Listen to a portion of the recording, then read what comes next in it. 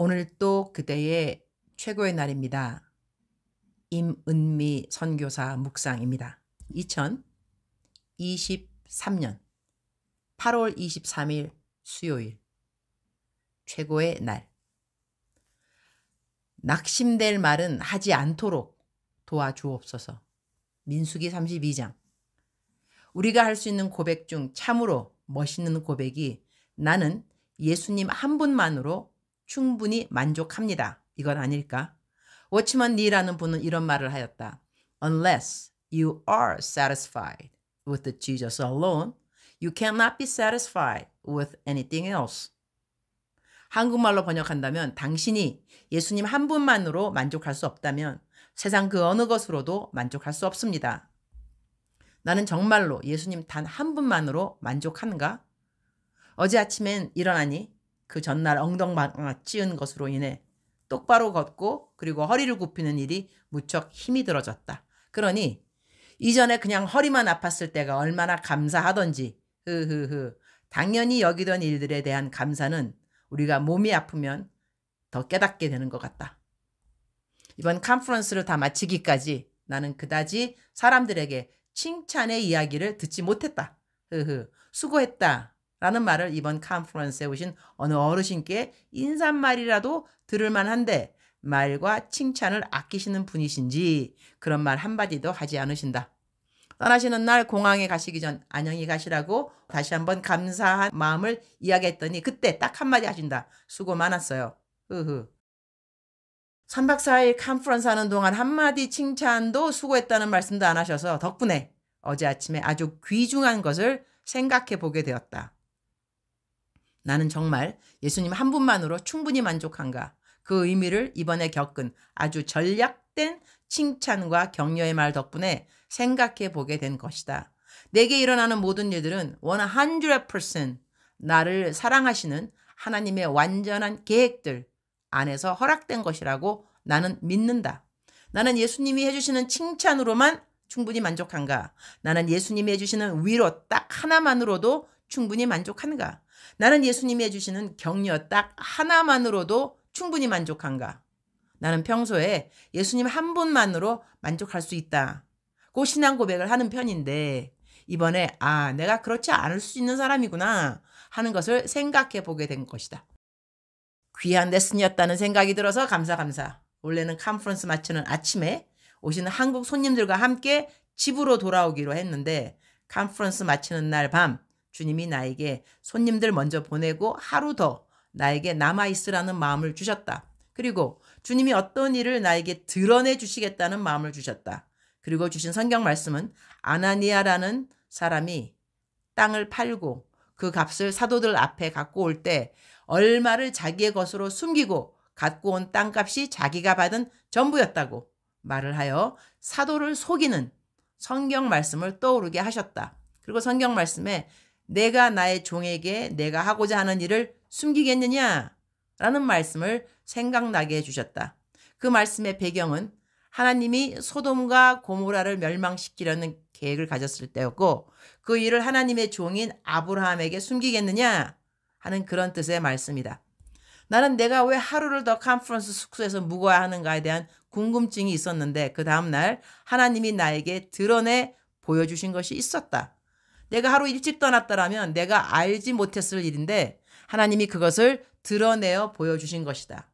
20년이 넘은 이야기인데 나랑 함께 사역하던 현진 사역자가 있었다. 그때 그 사역자가 내 차를 고치러 갔다가 차를 고친 비용에 대하여 나를 속였다는 것을 나는 전혀 몰랐다.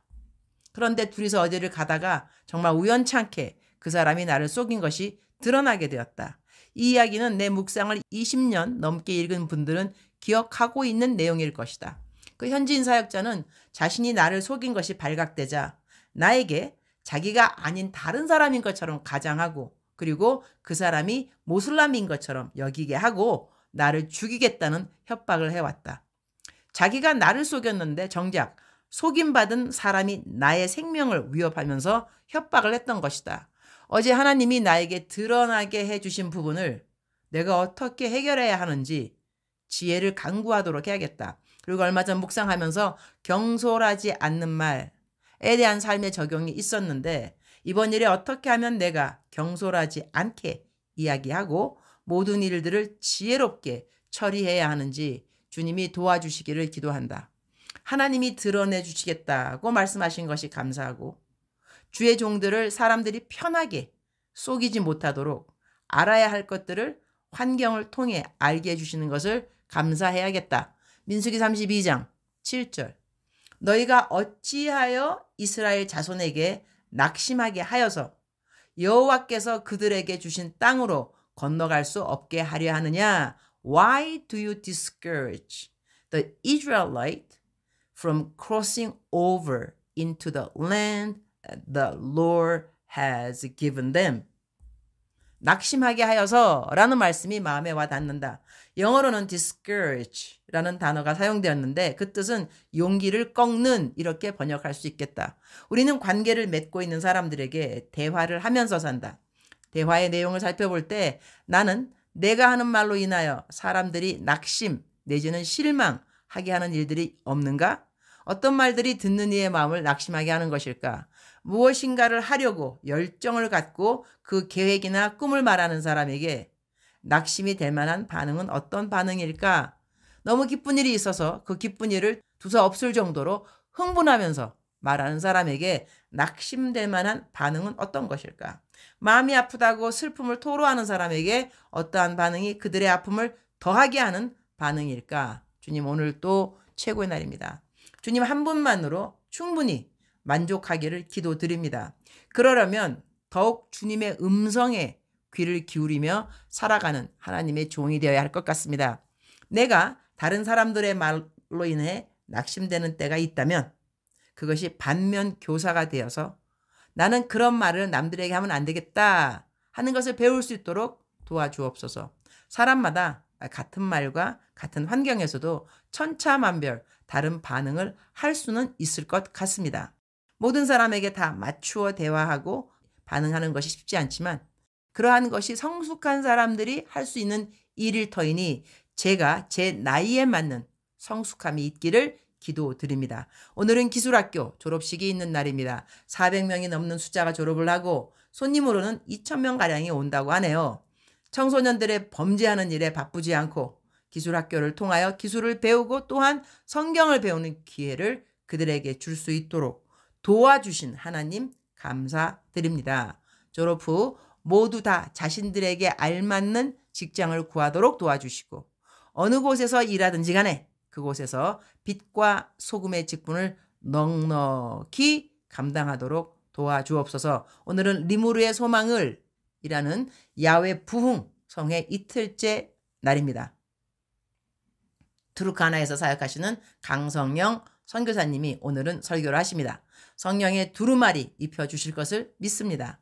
박광식 선교사님 색소폰 연주하시는 시간에 통역을 맡으신 우리 이한용 선교사님께도 함께하여 주옵소서. 주님 사랑합니다. 주님 감사합니다. 오늘 또 우리 주님 저를 보시면서 하루 종일 기쁘시면 참 좋겠습니다.